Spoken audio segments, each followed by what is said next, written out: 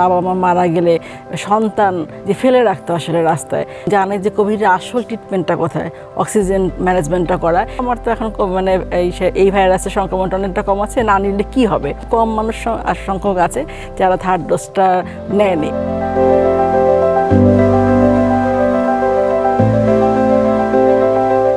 Covid নিয়ে বলবো, কারণ ইদানিং দেখা যাচ্ছে যেটা কোভিড নিয়ে আতঙ্ক আমাদের ছিল 2020 সালে, আপনি জানেন কোভিড-19 যেটা প্যান্ডেমিক ছিল সারা বিশ্বের জন্য। তো এরপরে আমাদের 2021-22-এ কত ঢেউ আসলো, ওমিক্রনের ঢেউ, আমরা সবটাই কিন্তু কাভার করলাম এবং ভ্যাকসিন দিয়ে কিন্তু আমরা অনেকটাই কিন্তু ভালো ছিলাম। আমরা যদি বলি যে মৃত্যু সংখ্যা অনেকটা আমাদের কমে আসছিলো বিশ্বের অন্যান্য দেশের তুলনায়, কিন্তু ইদানিং দেখা যাচ্ছে বিশ্বের অন্যান্য দেশেও কিন্তু করোনার আক্রান্তের সংখ্যা কিন্তু বেড়ে যাচ্ছে। যদি বলি থাইল্যান্ড বলি, মালয়েশিয়া বলি, অনেক জায়গায় কিন্তু অন্যান্য দেশে বাড়ছে। এই জন্য আমাদের বাংলাদেশে যেহেতু কিছু পেশেন্ট পাওয়া যাচ্ছিলো, এমন যে না কোভিড একদম শূন্য হয়ে গেছে, গত বছরও ছিল, তো আগের বছরও ছিল, জুন জুলাই দিয়ে কিছুটা হলে আক্রান্তের সংখ্যাটা বাড়ে। এক্ষেত্রে আমাদের যাতে ওই মানে ওমিক্রনের যে ভ্যারিয়েন্টটা সেটা যাতে আমাদের এখানে না আসে, সংক্রমণ যাতে না ছড়িয়ে পড়তে পারে, সেই কারণে আমাদের স্বাস্থ্য মন্ত্রণালয় অধিদপ্তর থেকে শুরু করে বিভিন্ন ধরনের দিক নির্দেশনা 11 দফা দিয়েছে যে স্বাস্থ্যবিধি মানাটা কিন্তু মেন কথা। কারণ এটা তো ভাইরাস, কোভিড ভাইরাসটা ছোঁয়াছে, হাঁচি কাশির মাধ্যমে ছড়ায়, মেনলি ফুসফুসকে আক্রান্ত করে, যার জন্য আমাদেরকে অবশ্যই স্বাস্থ্যবিধি মানতে হবে, যেটা আমরা শুরুর দিকে করতাম 20 সালে, যে মাস্কটা পরিধান করা বাইরে বের হলে, অথবা অসুস্থ ব্যক্তির সামনে মাস্কটা পরিধান করা, হাত ভালো মতো 2 হাত 20 সেকেন্ড সাবান দিয়ে ধৌত করা, জনসমাবেশ এড়িয়ে চলায়, এগুলো অবশ্যই জোর দেওয়া উচিত। কারণ আক্রান্তের সংখ্যা বাড়লে মৃত্যু ঝুঁকিটা, বাচ্চারা যারা আছে, বয়স্ক যারা আছে, তাদের ক্ষেত্রে অনেক ঝুঁকিপূর্ণ। আমাদের ক্ষেত্রে যেটা আমরা করেছি, স্বাস্থ্য ব্যবস্থাপনার মধ্যে আলাদা করে কোভিডের জন্য কোভিড ইউনিট তৈরি করা এবং ব্যবস্থাপনার মধ্যে অক্সিজেন সিলিন্ডার, অক্সিজেন হাইফ্লোনাইজার, কারণ এগুলো কিন্তু আমাদের রেডি আছে। কিন্তু মনে রাখতে হবে, একটা মৃত্যু কিন্তু একজনের জন্য, পরিবারের জন্য 100%, একটা মৃত্যু আমাদের কাম্য না, যার জন্য আমরা চাবো অবশ্যই পেশেন্ট যাতে সংক্রমণ মুক্ত থাকুক, সুস্থ থাকুক এবং সংক্রমণটা কমে আসুক।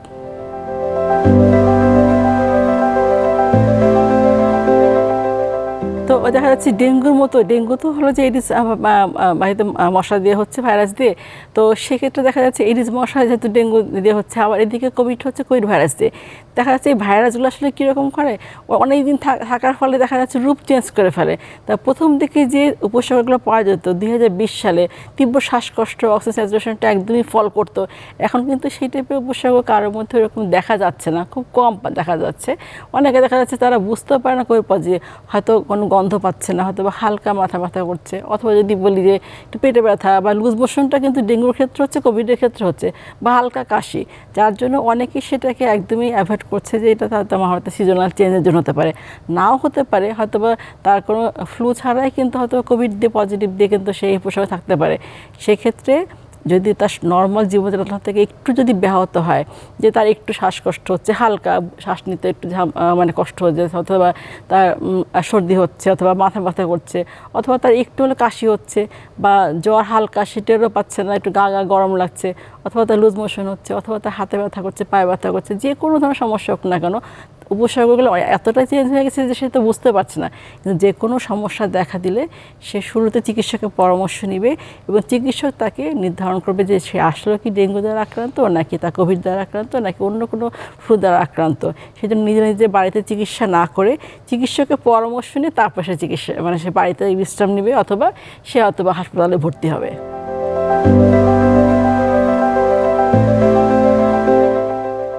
যদি বলি কোথায় কোথায় করোনা টেস্ট করা যাবে, শুরুর দিকে তো সব জায়গায় কোভিডের টেস্ট হতো, আপনারা জানেন, কিন্তু মাঝে যখন 2 বছরে অনেকটা কোভিড সংক্রমণটা কমে আসছে, যার জন্য অনেক জায়গায় টেস্ট কিন্তু বন্ধ হয়ে গেছিলো, কারণ যেহেতু কেউ টেস্ট করতে আসছেন না, উপসর্গের কারণে পজিটিভের সংখ্যাও কমে আসছে, আক্রান্তের সংখ্যা কিন্তু ইদানিং যেহেতু কিছুটা বেড়েছে, সেই জন্য আমাদের জানেন যে মানে মোটামুটি অনেক জায়গায় করোনা টেস্ট হচ্ছে। আমাদের এখানে যেমন টিবি হাসপাতালে হচ্ছে, ঢাকা মেডিকেলে, সব জায়গায় হচ্ছে। কিন্তু কারা করবে করোনা টেস্ট, সেটা হলে যে যখন পেশেন্ট আসবে তাকে আমরা যখন এক্সামিনেশন করবো যে তার আসলে করোনা টেস্ট করার দরকার আছে কিনা, তখনই আমরা কোভিড টেস্টটা করে থাকি।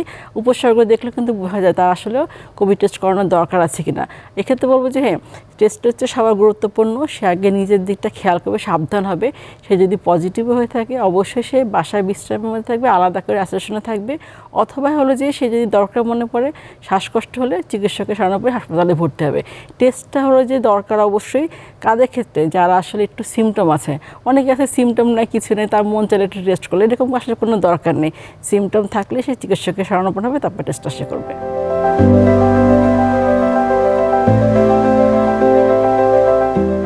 কোভিডের ক্ষেত্রে আসলে যদি বলি ঝুঁকিপূর্ণ সবচেয়ে বেশি কারা, সেটা হলো শিশুরা এবং বয়স্করা, যারা 60 ঊর্ধ্ব বয়স্ক যারা আছেন, যারা বিভিন্ন ধরনের কোমরবিডিটি নিয়ে ভুগছেন, হাইপারটেনশন, ডায়াবেটিস, কিডনির সমস্যা, জটিলতা, তারা অবশ্যই ঝুঁকিপূর্ণ, কারণ এদের রোগ প্রতিরোধ অনেকটা কম থাকে।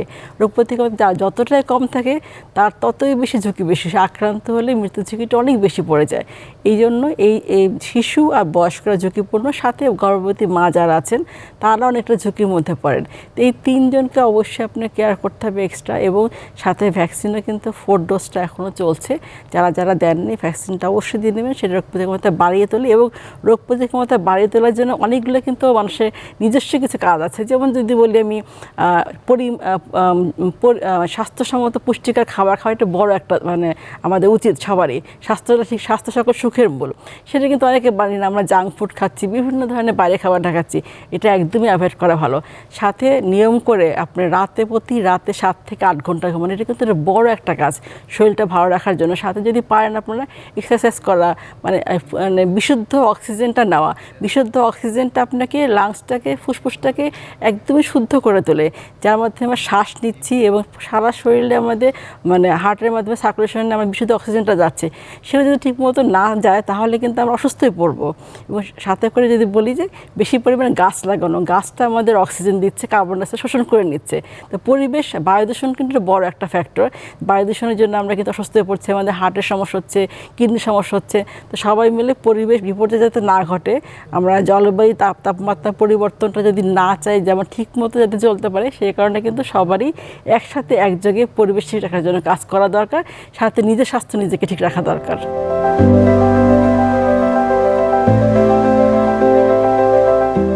বলি যে 2020 সালে যখন কোভিড আসলো বাংলাদেশে 8ই মার্চে, তো সেখানে যখন শুরুর দিকে আসলে কোভিড সম্বন্ধে সারা বিশ্বই জানতো না, যে আসলে এটা ম্যানেজমেন্টটা কীভাবে করতে হয়, এটার জন্য যে অক্সিজেনটা এটা প্রয়োজন, হাই ফ্লো নাইজার ক্যানুলা অক্সিজেন এতটা প্রয়োজন, সেটা কিন্তু জানা ছিল না কারোই। তো সেই ব্যবস্থাপনা কিন্তু অনেকটাই মানুষ তখন জেনেছে এবং জানে যে কোভিডের আসল ট্রিটমেন্টটা কোথায়, অক্সিজেন ম্যানেজমেন্টটা করা, সেটা কিন্তু তখন থেকে সবাই জানা। এবং সেই জানা থেকে শুরু করে এখন পর্যন্ত সবাই কিন্তু জানে যে আসলে কোভিডের ম্যানেজমেন্টটা কীভাবে করতে হয়। সেই প্রস্তুতি কিন্তু সবারই আছে, আমাদের স্বাস্থ্য বিভাগ কিন্তু জেগিয়ে আছে, প্রস্তুতি আমরা নিয়ে আছি যে আসলে পেশেন্ট আসলে তার ম্যানেজমেন্টটা কিন্তু আমাকে মনে রাখতে হবে। আক্রান্ত সংখ্যা বাড়লে আপনারা জানেন যে তখন কিন্তু সিট পাওয়া, আইসি পাওয়া সবার জন্য কষ্টকর।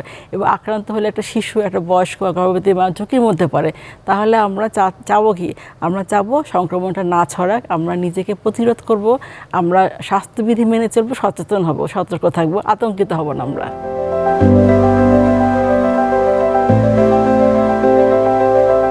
স্বাস্থ্যবিধি মানার মধ্যে যদি বলি, মাস্কটা পরিধান করা আমাদের শুধু কোভিডের না, অন্য কোনো রোগের ক্ষেত্রে প্রয়োজন।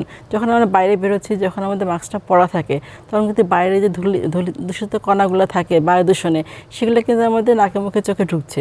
তাহলে এটা পরা থাকলে কিন্তু আমাদের ফুসফুসের সমস্যা থেকে আমরা রেহাই পাচ্ছি। আর কোভিডের ক্ষেত্রে তো অবশ্যই যে আক্রান্ত তাকে যে সেবা করছে তাকে অবশ্যই প্রোটেকশন দেওয়া উচিত। যদি হাসপাতালে হয় ডাবল মাস্ক পরতে হয়, কারণ হলো যে অনেক সময় থাকে যে অনেক ধরনের কিন্তু মানে ব্র্যান্ডের ছাড়া বিভিন্ন ধরনের পাওয়া যায়, সেগুলো কিন্তু আসলে প্রোটেকশন ঠিক মতো দিচ্ছে না।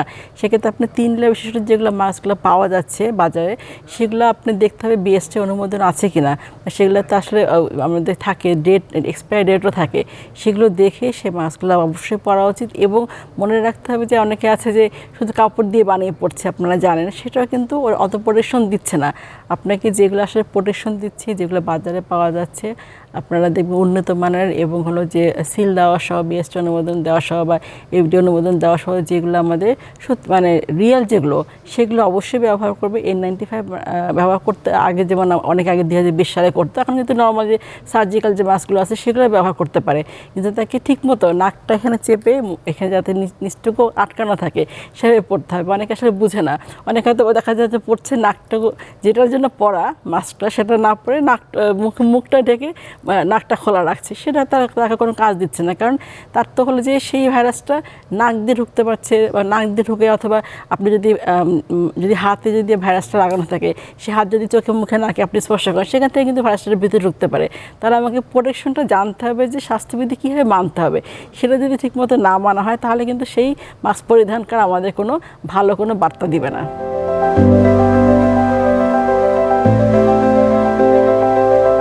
সেক্ষেত্রে হলো যে বুস্টার ডোজ নিয়ে বলবো যে 3rd ডোজটা পর্যন্ত কিন্তু অনেক মানুষ দিয়েছে যখন কোভিডের সংক্রমণটা বেশি ছিল।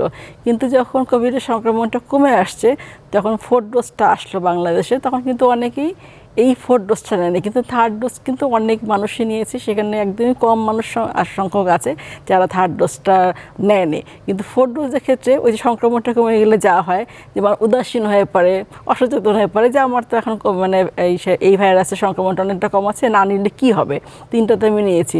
যার জন্য অনেকে এখনও উদাসীন আছে, এখনও নেয়নি। কিন্তু এখনও কিন্তু 4th ডোজ দেওয়ার ব্যবস্থাপনা চালু আছে। যারা যারা দেননি অবশ্যই দিবেন, কারণ আপনারা জানেন, নিজেরাই জানেন যে এই ভ্যাকসিনটা নিয়ে রোগ প্রতিরোধ ক্ষমতা বাড়িয়ে তোলে, এবং এটা অবশ্যই দরকার আছে, সবার ক্ষেত্রে দরকার আছে। যারা যারা নেননি নিয়ে নেবেন, কারণ এটা কিন্তু আপনাকে অবশ্যই প্রোটেকশন দিয়েছে। নতুবা কিন্তু এই যে 2020 সালে যেটা প্যান্ডেমিক আকারে ছড়িয়ে পড়েছিল, সেখান থেকে কিন্তু মানুষ অনেকটা এখন ভালো আছে।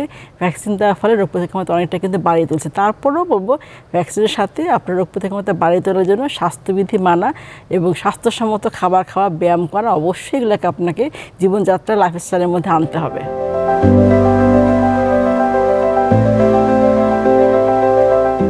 2020 সালে যেটা ছিল, তখন তো আতঙ্ক ছিল, কারণ সারা বিশ্বে এটা প্যান্ডেমিক ছিল। এটা জানতো না ভাইরাসটা আসলে কি, এটা কীভাবে আসলে প্রথমে কীভাবে ছড়াচ্ছে সেটা মানুষ জানতো না। ট্রিটমেন্ট তো অনেক পরের বিষয় ছিল, কারণ সারা বিশ্বের জন্য প্যান্ডেমিক ছিল।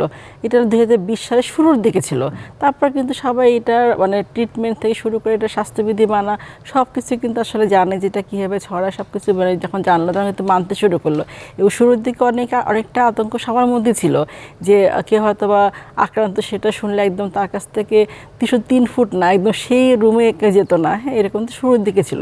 তারপর তো এটা আসলে কীভাবে ছড়ায়, একদমই ক্লোজ কন্ট্যাক্টে থাকলে ছড়াচ্ছে, অথবা তার যখন এই ভাইরাসটা বডিতে থাকছে তখন ছড়াচ্ছে, আদার্স তো পরে ছড়াচ্ছে না। এই জিনিসগুলো তো পরে জানলো। হ্যাঁ, জানার ফলে কিন্তু এখন সেই আতঙ্কটা কিন্তু এখন কিন্তু অনেকটাই কমে আসছে। এটা এখন জানে এটার গতিবিধি কী, ভাইরাসটা কীভাবে ছড়ায় এবং কীভাবে এটা ট্রিটমেন্টটা নিতে হয়, এটা কিন্তু সবারই জানা আছে। যার জন্য সেই যে আতঙ্কটা, যে হ্যাঁ একদম বাবা মা মারা গেলে সন্তান যেটা ছিল শুরুর দিকে 20 সালে, যেই মানে আমাদের মানে ওই সময়ের আমরা যেটা অতিক্রম করে আসছে, আসলে ভয়াবহ একটা স্মৃতি, যে ফেলে রাখতো আসলে রাস্তায়। তো সেটা থেকে মানুষ কিন্তু এখন জানছে যে এতটা আতঙ্কিত হওয়ার মতো কিন্তু কিছু নাই, কিন্তু সচেতন হতে হবে। হ্যাঁ, যদি কেউ আক্রান্ত হয় তাকে আইসোলেশনে রাখা, ট্রিটমেন্টের মধ্যে নিয়ে আসা, সেটা কিন্তু অনেক সহজভাবে কিন্তু এটা বলা হচ্ছে এবং সেভাবে কিন্তু করা হচ্ছে। কিন্তু যে পজিটিভ, যে অসুস্থ ব্যক্তি, খুব গুরুতর অসুস্থ, যার হয়তো বা প্রেশার অনেক বেশি, কিডনির সমস্যা, তাকে তো অবশ্যই প্রোটেকশন দিয়ে রাখতে হবে। কিন্তু একদমই তাকে হলে যে তার কাছে যাওয়া যাবে না তা না, অবশ্যই প্রোটেকশন নিয়ে পিপিই পরে তার কাছে যে যাওয়া যাবে, সবই করা যাবে। কিন্তু অবশ্যই আমাকে সংক্রমণটা প্রতিরোধ করার ব্যবস্থাপনা জানতে হবে এবং আতঙ্কিত না হয় সচেতন হয়ে তাকে অবশ্যই পজিটিভ হলে তাকে আলাদা করে রাখা, তাকে ট্রিটমেন্টের মধ্যে নিয়ে আসা, সেই জিনিসগুলো চালু রাখতে হবে। আর এখন ওই আগের মতো কিন্তু 20 সালের মতো সেই যে আতঙ্ক আসলে রাস্তায় ফেলে রাখা, সেটা কিন্তু আসলে দুঃখজনক। সেটা কিন্তু এখন মানুষের মধ্যে আর এটা নাই। মানুষ জানে যে কোভিড পজিটিভ হলেও সে যদি ঠিকমতো ট্রিটমেন্টটা নেয়, অক্সিজেনটা ঠিক থাকে, তা সুস্থ থাকতে পারে। আর গুরুতর অসুস্থ ব্যক্তি, তাদের ক্ষেত্রে হাসপাতালে ভর্তি হওয়ার প্রয়োজন পড়ে এবং তাদের ক্ষেত্রে ডাক্তার চিকিৎসা করতে আমরা আছি।